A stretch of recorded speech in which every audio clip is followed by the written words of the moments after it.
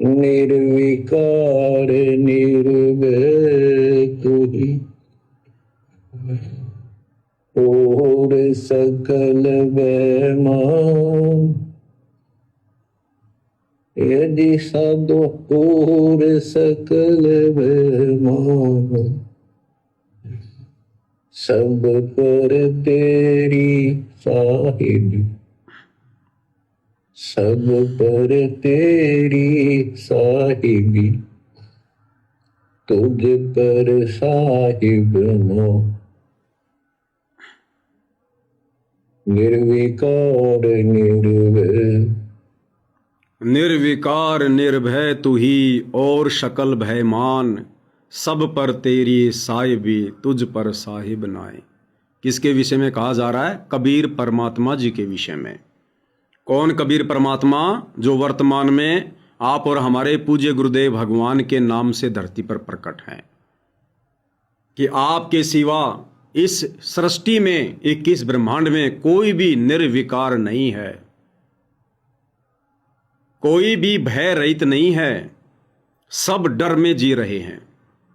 निर्विकार निर्भय तू ही और शकल भयमान, और सब पर तेरी साहिबी, तुझ पर साहिब नाए। हे परमात्मा, इस सारी सृष्टि में आपके अलावा कोई भी साहिब नहीं है, समर्थ नहीं है, सब आपके थल्ले थल्ले हैं। उसके बावजूद भाई और बहनों, परमात्मा कैसी अजब गजब लीला करके आप और हमें दिखा रहे हैं। इस 21 ब्रह्मांड के स्वामी ज्योति निरंजन काल के विषय में हमें बता रहे हैं कि बच्चों, विचार करो, तुम्हें लेने के लिए कौन आया है? समर्थ का काम उसी को साजे, और करे तो मूर्ख बाजे। इस काल के लोक से अपनी आत्माओं को समर्थ सतगुरु के अलावा दूसरा कोई नहीं निकाल सकता। आत्मा आत्मा को काल के जाल से नहीं निकाल सकती। आत्मा दूसरी आत्मा का मोक्ष नहीं कर सकती। और गुरुदेव भगवान हमें दिखा रहे हैं कि देखो, तुम्हारा समर्थ सतगुरु कबीर साहिब खुद आज धरती पर प्रकट है, और इस काल ने उसको भी नहीं बख्शा।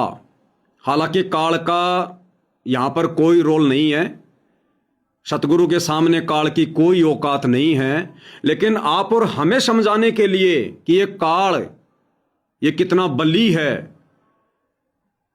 ये कितना दरिंदा है, ये कितना भयानक है। तुम्हारे सतगुरु को भी आज उसने कहां बैठा दिया है। तो सोचो फिर, तुम कैसे काल के लोक से पार हो सकते हो?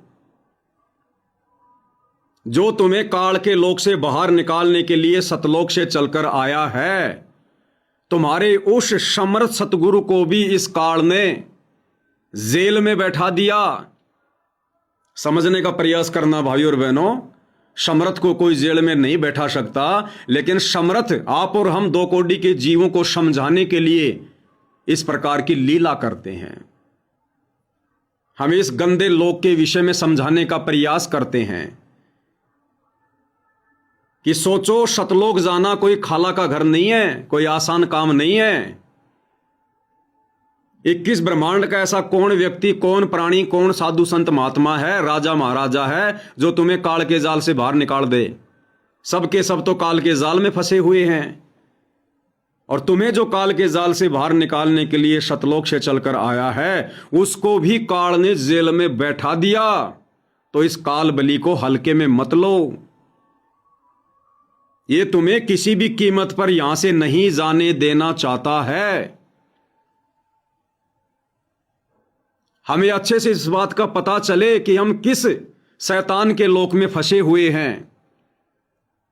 और यदि आज हमने जरा सी कोशिश नहीं की, संघर्ष नहीं किया, प्रयत्न नहीं किया, गुरु के प्रत्येक वचन में रहकर भक्ति नहीं की, और यदि सतगुरु हमें छोड़कर चला गया, तो फिर भला हमें यहां से बाहर निकाल कौन देगा? कितने पैर पीटते रहना फिर।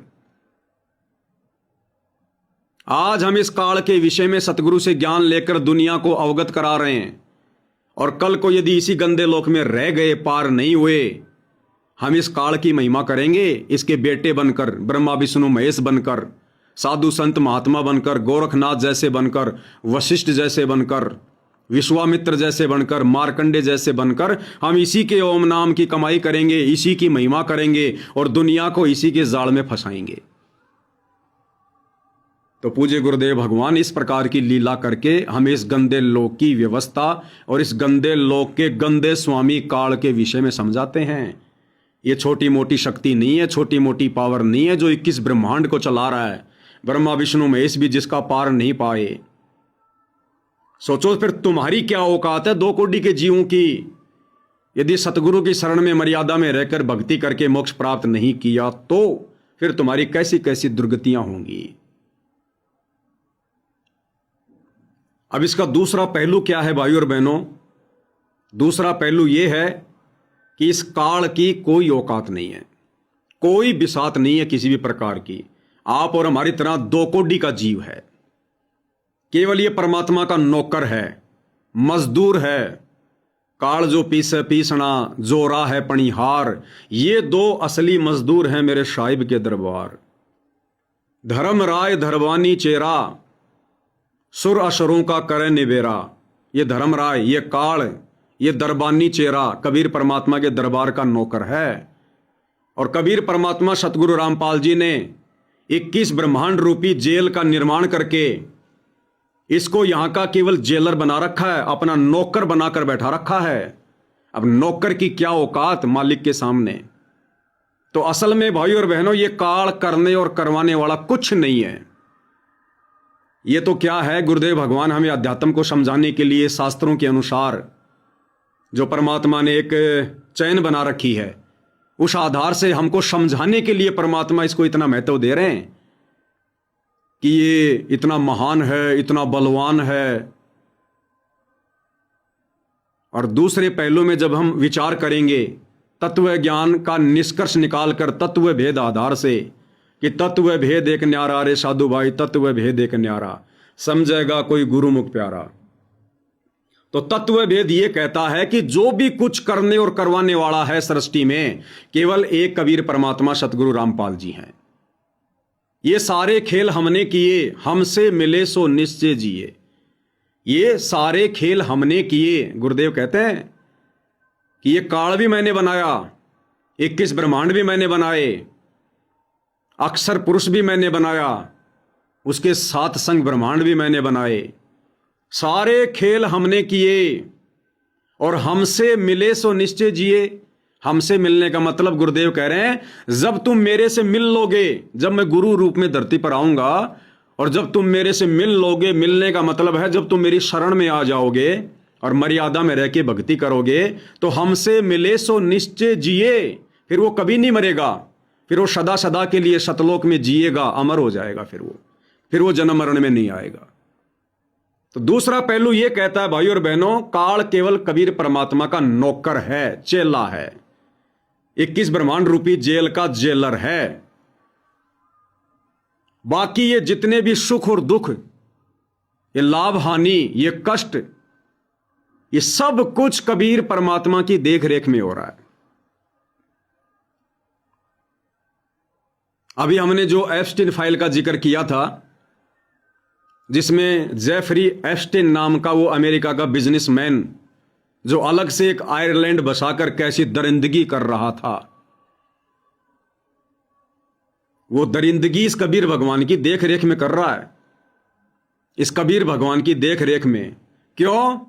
क्योंकि असंख्य मनुष्य जन्म भोगते भोगते उसके कर्म कुछ इस प्रकार के बन गए, उसका प्रारब्ध कबीर परमात्मा ने कुछ इस प्रकार का बनाया, आगे उसको और यातना देने के लिए उसको वो कर्म उस मनुष्य जन्म में करने पड़े।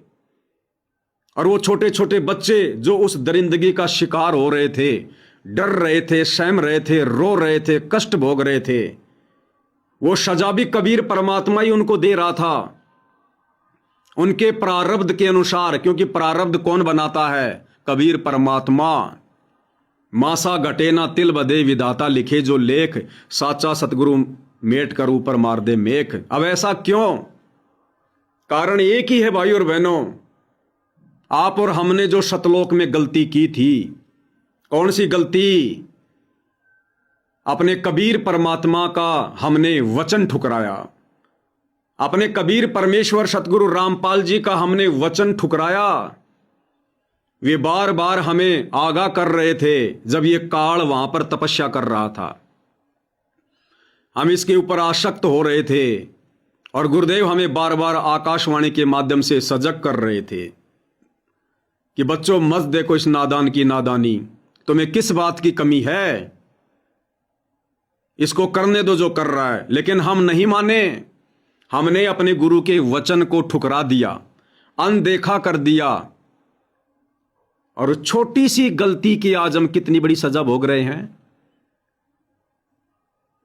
ये 21 ब्रह्मांड एक जेल है, जेल। और इस जेल में जहां भी कोई भी कैसी भी यातना कष्ट भोग रहा है, चाहे पशु योनि में, चाहे पक्षी योनि में, चाहे मनुष्य योनि में, चाहे देव योनि में, चाहे गंधर्व योनि में, चाहे यक्ष योनि में, चाहे किन्नर योनि में, हम उस सतलोक वाली गलती की सजा भोग रहे हैं।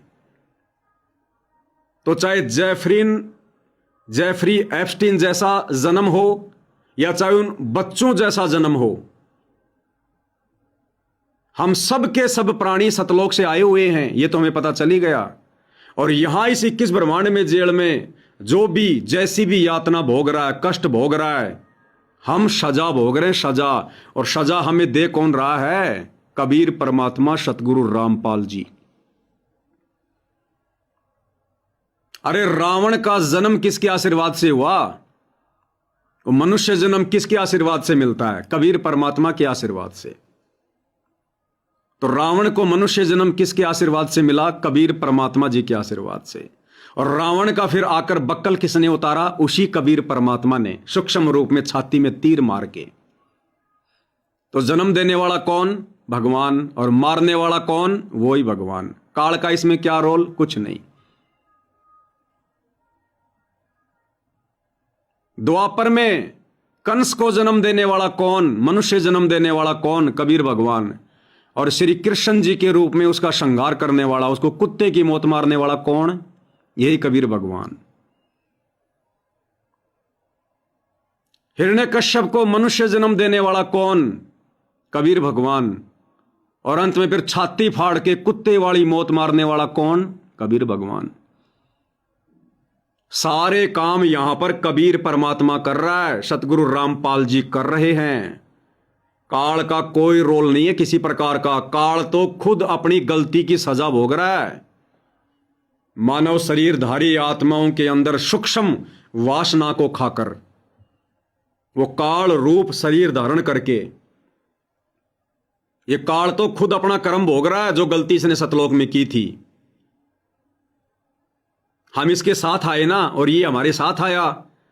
सभी गलती करने वाली आत्माओं को परमात्मा ने एक साथ ही तो सतलोक से बाहर निकाला। तो गलती काल ने भी की वहां पर तपस्या करके, मालिक के विधान को तोड़ के, और गलती हमने भी की परमात्मा के वचन को अनदेखा करके। हम सब यहां पर परमात्मा के कैदी हैं, हम सब यहां पर परमात्मा के मुजरिम हैं। तो एक सामान्य व्यक्ति से लेकर 21 ब्रह्मांड का स्वामी काल, हम सब यहां पर सजा भोग रहे हैं, सजा। और सजा देने वाला कबीर परमात्मा है। केवल इसको परमात्मा ने निमित्त बना रखा है, इसके ऊपर डाल देता है परमात्मा, ताकि जब ये भक्ति युग आए तो परमात्मा हमें काल से भिन्न करके, परमात्मा की परिभाषा समझा के हमारे को भक्ति मार्ग समझा सके। इसलिए परमात्मा ने अपने आप को काल से अलग रखा है, एक काल और एक दयाल। जबकि काल को भी सजा देने वाला दयाल ही है। काल केवल निमित्त मात्र है, केवल निमित्त मात्र। तो यहां पर अगर किसी भगत भाई को ठोकर भी लगती है ना, तो जब हमें अध्यात्म समझ में आएगा तो पता चलेगा इसमें काल का कोई रोल नहीं है। हमें जो ये 184 योनियों में जो तरह तरह के जो पशु पक्षियों के, कीट पतंग के, कीड़े मकोड़ों के मनुष्य जन्म मिल रहे हैं, जो कष्ट हम भोग रहे हैं, मुर्गा बनकर हमारी गर्दन काटी जा रही है, बकरे बनते हैं लोग, हमारी गर्दन काट देते हैं, हमारा मांस खाते हैं, इसमें काल का कोई रोल नहीं है। काल तो खुद दुखी है कि ये नालायक इस परमात्मा के ज्ञान को अच्छे से समझकर यहां से बाहर निकल जाएं और ये 21 ब्रह्मांड खाली हो जाए, तो मैं भी अपने भगवान से अर्ज करूं, अरदास करूं कि हे परमात्मा, अब तो सारी आत्मा सतलोक जा चुकी हैं, परमात्मा मुझ नीच पर भी दया करो। क्योंकि जब तक आप और हम आत्मा यहां हैं तब तक काल का नंबर नहीं आ सकता, इसका तो सबके लास्ट में नंबर आता है।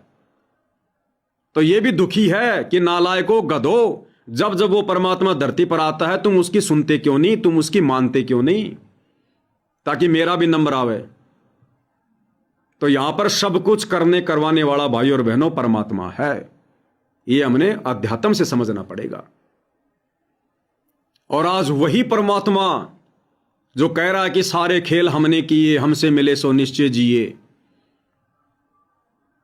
आज वही परमात्मा संत रामपाल जी के नाम से धरती पर प्रकट होकर अपनी मर्जी से, अपनी स्वेच्छा से हमारे ऊपर रहमान होकर, दयालु होकर, कृपालु होकर, मेहरबानियों की बौछार करते हुए आज वो परमात्मा हमें इस गंदे लोक से बाहर निकालने के लिए आया है, अपने साथ विमान में बैठाकर सतलोक ले जाने के लिए आया है, हमें इस काल की जेल से बाहर निकालने के लिए खुद वो जेल में जाकर बैठा हुआ है, तरह तरह के अभिनय करके, लीला करके आप और हमें वो जगा रहा है, और फिर भी हम जागने को तैयार नहीं, हम समझने को तैयार नहीं।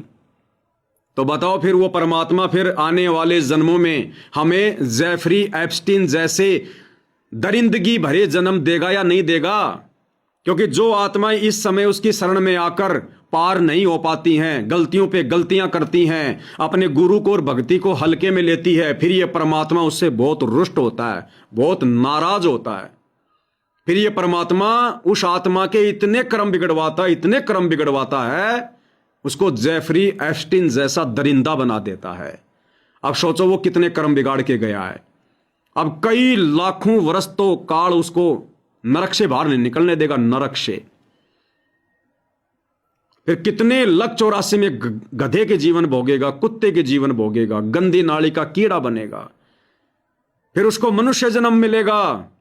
फिर जब वो 5, 6, 7 वर्ष का होगा बाल रूप में, फिर उसको किडनैप किया जाएगा, फिर इसी प्रकार से उनके साथ में किया जाएगा। इसलिए भाई और बहनों, गुरुदेव भगवान हमारी आत्मा को जगाते हैं, हमें अध्यात्म समझाते हैं कि भैया जाग जाओ, तुम सारी प्रोसीजर पार कर चुके हो, तुम सारे कष्ट इस काल के लोक के भोग चुके हो, तुम सारे जन्म भोग चुके हो, अच्छे से अच्छे, बुरे से बुरे, गरीब से गरीब और धनवान से धनवान, राजा रंक, तुम सारे जन्म भोग चुके हो, और अब तुम बिल्कुल खाली हो चुके हो। एक प्रकार से तुम्हारे ऊपर कोई विशेष कोई कर्म लागू नहीं है। अगर लागू भी है तो परमात्मा वर्तमान में अपनी सिद्धि से, अपनी शक्ति से, अपने आशीर्वाद से उन कर्मों को साफ कर देगा कि अब तुम चलो, तुम इस काल लोक के इस कव्वे से हंस बनने के लिए चलो। और यदि अब हम नहीं जागे, हमने हल्के में ले लिया, मर्यादा तोड़ते रहे, भेड़ चाल में चलते रहे, तो भाई और बहनों फिर हमने दोबारा से एडमिशन लेना पड़ेगा, पूरी प्रोसीजर पार करनी पड़ेगी हमने। जिस प्रकार टीचर बच्चे को साल भर तक पढ़ाता है 10वीं कक्षा में, बार बार रिवीजन करवाता है, भविष्य के सपने दिखाता है, अगर तुम पास हो जाओगे फिर तुम बीए करोगे, फिर तुम एमए करोगे, फिर तुम डिग्री प्राप्त करोगे, फिर तुम्हें ऐसे ऐसे नौकरी मिलेगी, फिर तुम्हारे को सरकार की तरफ से गाड़ी मिलेगी, बंगला मिलेगा, घूमना फिरना होगा, बढ़िया तनख्वाह मिलेगी, तुम्हारे बच्चे भी अच्छे होंगे, तुम भी अच्छे रहोगे। वो टीचर साल भर तक रिवीजन करवाता है, सिलेबस को पढ़ाता है, कभी मीठा बोलता है, कभी कड़वा बोलता है, कभी डंडे से मारता है, कभी प्यार देता है, फिर एग्जाम होता है, और फिर भी यदि कोई बच्चा फेल हो जाता है, उस बच्चे को फिर से 10वीं कक्षा में एडमिशन लेना पड़ता है, फिर से सारी प्रोसीजर वापस रिवीजन करनी पड़ती है, फिर से सारी प्रोसीजर। वो टीचर भी दुखी, बच्चे भी दुखी। तो इसी प्रकार भाई और बहनों, आप और हमारा ये फाइनल गेम है, फाइनल गेम, अगर बात समझ में आ जाती है तो। वरना फिर से भाई और बहनों पूरी प्रोसीजर, पूरी प्रोसीजर, और फिर बहुत लंबा चक्कर हो जाएगा, घना दुख हो जाएगा, घना दुख। इसलिए आप और हमने अब ये गलती नहीं करनी। और देखो इस परमात्मा की रहमत, देखो इसकी रहमत। एक वाणी में क्या कहते हैं परमात्मा, भाई शीश उपाड़े भूमि धरे, ऊपर रखे पांव, कबीर का घर शिखर में, तेरी गरज पड़े तो आओ। क्या कह रहे हैं गुरुदेव भगवान कि शुक्र मना, अपने भाग्य को लाख बार सरा कि आज इतनी आसानी से, इतने सहज तरीके से तुझे वो परम शक्ति मिल गई, वो परम पिता परमात्मा मिल गया, वो शास्त्र अनुकूल शत भक्ति मिल गई, जिसके लिए बड़े बड़े साधु संत महात्मा ऋषियों ने, पीर पैगंबरों ने अपने मनुष्य जन्म गवा दिए, गड़ा दिए, बर्बाद कर दिए, घर छोड़कर जंगलों में जाकर गुफाओं में बैठकर इस परमात्मा की छाया के भी दर्शन नहीं कर पाए, काल ने भी दर्शन नहीं दिए। और आज तुम्हें वो परम ब्रह्म परमात्मा, सारी सृष्टि का मालिक कबीर देव संत रामपाल जी के नाम से तुम्हें साक्षात मिल गया। 24 घंटे तुम्हें दर्शन दे रहा है, तुम्हें शत भक्ति दे दी, अपनी शरण में ले लिया। तुम्हारे ऊपर रहम करने में उस परमात्मा ने कोई कसर नहीं छोड़ी है। अन्यथा इस परमात्मा को प्राप्त करने के लिए, इस परमात्मा की भक्ति प्राप्त करने के लिए, कलयुग की बिचली पीढ़ी में मनुष्य जन्म प्राप्त करने के लिए, इस सतगुरु रामपाल जी भगवान की शरण प्राप्त करने के लिए, कहते हैं शीश उपाड़े भूमि धरे, हे नादान आत्मा, अगर तू अपने हाथ से अपना सिर काटकर नीचे जमीन पर रखकर और अपने शीश पर अपना पैर रखकर अगर तू सतगुरु रामपाल जी को प्रसन्न करना चाहे तो भी ये परमात्मा प्रसन्न नहीं होता। शीश उपाड़े भूमि धरे, ऊपर मच के पाव, कबीर का घर शिखर में, तेरी गरज पड़े तो आओ। परमात्मा कहते हैं मैं ऐसे नहीं मिलता। और आज भाई और बहनों, वो परमात्मा आप और हमारे लिए अपना शीश दे रहा है, दे दिया। दुनिया के सामने बेइज्जत होकर जेल में बैठा है, 2 कोड़ी के प्राणियों से गुंडा भुंडा कहलवा रहा है, देशद्रोह का मुकदमा लगवा रहा है, लोग उसको मर्डर मर्डर कह रहे हैं। आप और हमारे लिए, अपनी आत्माओं के लिए। और इस मौके को यदि फिर भी हम चूक जाएंगे, यानी हमारे लिए परमात्मा बदनाम हो रहा है, बेइज्जत हो रहा है, बेरुसवा हो रहा है। एक ठेला लगाकर मूली बेचने वाले की भी इज्जत है, आज जेल में बैठे सतगुरु रामपाल जी की बिना ज्ञान के दुनिया की नजरों में कोई इज्जत नहीं है। हमारे लिए परमात्मा इस कदर नीचे झुका हुआ है, मिट्टी में मिला हुआ है। और यदि फिर भी हम उनको हल्के में लेंगे और पार नहीं हो पाए, फिर जेफरी एप्स्टीन जैसे जन्म मिलेंगे फिर, और एक नहीं कई कई जन्म मिलेंगे, और इतने कर्म बिगाड़ जाएंगे, इतने कर्म बिगाड़ जाएंगे, फिर 184 की गिनती नहीं होगी, कितनी बार भोगनी पड़ेगी। इसलिए भाई और बहनों, आज आप और हमारा परम सौभाग्य है। इस तेरा मेरी को छोड़ दो, ये राग द्वेष ईर्ष्या छोड़ दो। ये ना तो सतलोक आश्रम वाले भाई बहन सदा रहने वाले, ना हम सात संगति वाले सदा यहां पर रहने वाले, अमर कोई नहीं है। ये 4 दिन का ढमढमा है। इस ज्ञान को आधार बना के अपने आप को मिट्टी समझ के परमात्मा के चरणों में आ जाओ, मिलजुल के एक हो जाओ, नहीं तो बुरी हालत हो जाएगी यहां पर, बुरी हालत है। ये 4 दिन की जवानी है जो बिना ज्ञान की दुनिया फुदक रही है। ये 4 दिन की जवानी तो भेड़ के बच्चे में भी आती है, वो भी फुदकता है, अंत में कसाई के नीचे आता है। तो हम तो सतलोक आश्रमों से जुड़े भाई बहनों से भी हाथ जोड़ के यही प्रार्थना करेंगे और करते आए हैं। भैया कुछ नहीं रखा इस मार पिटाई में, राग द्वेष ईर्ष्या में, मुकदमेबाजी में, जो तुम लोग सात संगति से जुड़े भाई बहनों को दुखी कर रहे हो, परेशान कर रहे हो, भक्ति करने वाली आत्माओं को दुखी कर रहे हो। कर्म बिगड़ रहे हैं बहुत ज्यादा, बहुत भयंकर। परमात्मा तो यहां तक कह रहे हैं, गरीब नमो नमो सतपुरुष को नमस्कार गुरु की नहीं, शुर नर मुनि जन साधुआ संतों सर्वस दी नहीं। जो भक्तिहीन प्राणी है, जिसको मनुष्य जन्म है, उसका भी आदर सत्कार करो। और तुम अपने गुरु भाई बहनों को जो परमात्मा की शरण में हैं, परमात्मा की विशेष आत्मा है, तुम उनको गालियां दे रहे हो, धमकियां दे रहे हो, मुकदमे कर रहे हो, मार पिटाई कर रहे हो। तुम्हारे तो ऑलरेडी इतने कर्म बिगड़ चुके हैं, कि अंत तक यदि तुम सतगुरु रामपाल जी से माफी मांगते रहोगे तो भी क्या पता वो परमात्मा माफ करे या ना करे। तो साध संगति से जुड़े भाई बहनों ने विचार करना होगा इन बातों पर कि आप और हमारे ऊपर पूज्य गुरुदेव भगवान ने कैसी असीम रजा बख्शी है। हमें परमात्मा ने एक नंबर का भगत बना दिया, एक नंबर का। ये कोई अहंकार की बात नहीं है, अहंकार तो साध संगति से जुड़े भाई बहनों के आसपास भी नहीं है। लेकिन ये बातें दूसरों को कैसे समझ में आए, इसलिए आप और हमने उदाहरण देकर समझाना पड़ता है, बताना पड़ता है। कई भाई बहन जो ज्ञानहीन हैं, जगत वाले हैं, कुछ आश्रमों से जुड़े हैं, वो कह देते हैं तुम लोग भक्ति का दिखावा कर रहे हो, आरती की वीडियो बना बना के डाल रहे हो, भोग की वीडियो बना बना के डाल रहे हो, तुम लोग भक्ति का दिखावा कर रहे हो। अरे हमें भक्ति का दिखावा करने की जरूरत नहीं है। हम आप जैसे नादान भाई बहनों को समझाने के लिए कि सतगुरु किस भक्ति से प्रसन्न होगा, कैसे प्रसन्न होगा, कैसे हम सतलोक जाने के योग्य बनेंगे, काबिल बनेंगे, कैसे हमने सतगुरु को परमात्मा मान के उनकी सेवा करनी है, उनकी भक्ति करनी है, बंदगी करनी है।